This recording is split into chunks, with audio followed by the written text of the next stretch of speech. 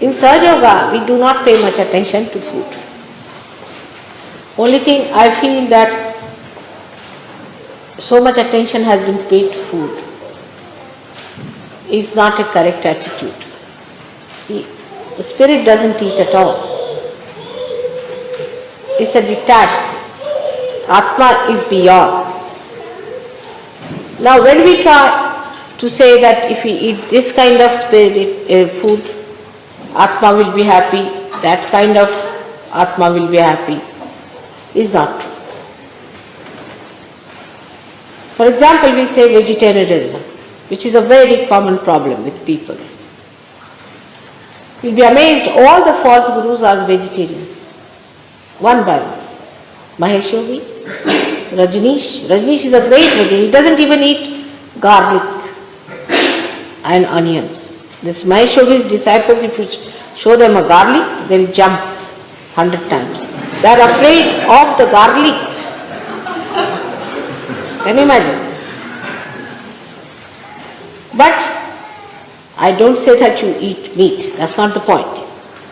But those people, whatever they require, they should eat.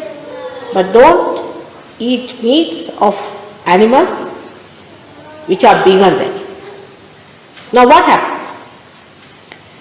How the evolution in the animals take place? Nobody has put attention to that. Supposing there are many chickens, you say, I'm not going to give realization to chickens, am I? Or to bugs, am I going to give realization, or to mosquitoes? So our attention is on these, not on the higher level of life. When we think of food, that we must say chickens. Actually nothing dies. This Krishna himself has said nothing dies. Alright? And that's how some people denied Krishna, because he had a samhara shakti, he used to kill. And killing is so important in evolution. Otherwise, if you don't kill these Rakshasas, are you going to adore them? What are you to do with them? They have to be killed, they have to be thrown out. In the evolutionary process also, so many things have to die out for the real thing to come up. Say this flower has to die to become the fruit, alright? And there is no hinsa in it. The word hinsa is so much misinterpreted that people are satisfied if they do not eat meat. It is not true. For some people it is essential they must eat meat. Now, as you know, Sahajayoga works on the power of Shakti. And the Devi not only killed Rakshasas, but she ate them. And she drank the blood of these Rakshasas, as you know, Raktavijas. So how can she be vegetarian? Just what reason? Alright? Because we are conditioned that way, we think.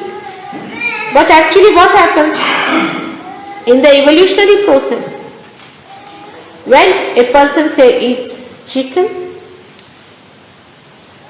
not person, we should say a higher animal,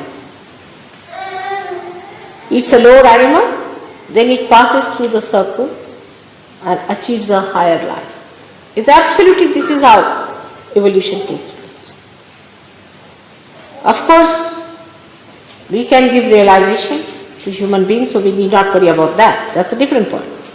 But if you eat chicken, you definitely give it a higher life. But not the animals which are bigger than smaller animals. If you eat, it's not going to be harmed by that, no doubt. But you may be harmed. For example, if you eat mosquitoes, you will be harmed. Now, in countries where there is not even any vegetable or anything, they have not seen green leaves, like Greenland. Now, the name is Greenland, they have never seen green color. Are they sinners that they can't live without eating meat? How can God be so partial? There are many countries where they cannot live without eating meat. So, there must be some reason, alright? So, reason it out. If you eat vegetables, alright. If you want to eat meat, it's alright. But again, for a Sahajayogi, what we decide is not all what you like, but what is good for you. For example, for Western people, it is better that they don't eat much meat now, because I think they and their fathers have eaten all that. Eat less. They should have more carbohydrates, while the vegetarians should take more proteins. If they do not like meat, they should take to other proteins, because proteins are very important. If you do not take proteins in life, people suffer. In Sahajayoga, we find such people have trouble from left tummy. I have seen in India many people who are strict vegetarians have a problem of left arm. So we told them, all right, you can eat proteins. There are so many proteins you can eat. If you don't like to eat meat from childhood, you have not eaten, you don't feel like eating, all right, forget it. Eat some. We have to be wise. We have to be open. We are not to be bound by our conditioning from childhood. This we must understand. That vegetarianism is not going to take you to God, neither non-vegetarianism. Because the spirit is neither a vegetarian nor a non-vegetarian. It is a detached thing, it's above food. But whatever you need for your body is important. If you need protein, eat protein. If you don't eat protein, don't eat protein. But then eat something which you need. So, it is not that one has to understand it in a way that we understand as a chicken and vegetables, but we must understand in the way a doctor understands the protein and carbohydrates. Alright? Whatever you like, you can eat. There's no, in Sahajayoga there's no such a compulsion. So many saints used to eat meat. So many saints. Guru Nanaka, Kabira, Muhammad Sahib, Christ, Rama himself, Krishna himself, all of them ate meat.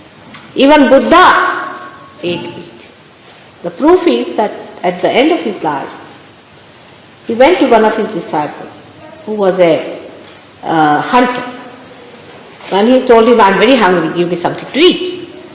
So he said, sir, I have nothing else but a wild boar which I have killed very recently and it is not yet fully cooked. So he said, all right, doesn't matter, I'll have it.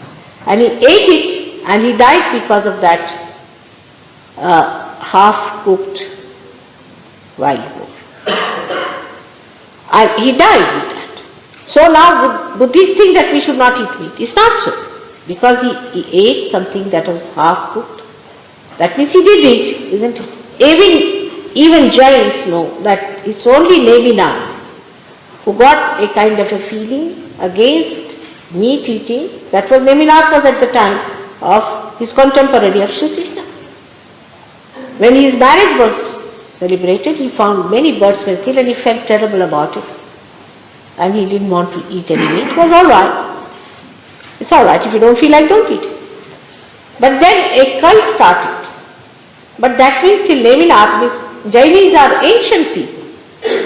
Till Neminath, they were eating meat. Is a fact. So, to get attached to some idea is not the way you are doing it. If you don't want to eat, just don't eat.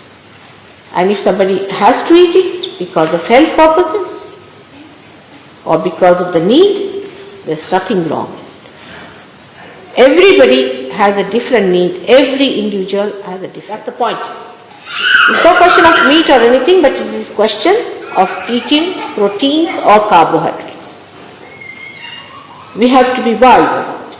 And all such cults, you see, that you eat this, you eat that, is not. There is no cult in surgery. Every individual has a different personality, but the common thing is one, and that is the spirit. But, for example, drinking, we abhor. But after realization, before that I don't talk of drinking. Because it goes against your chetana, against your awareness. So one has to look after the awareness.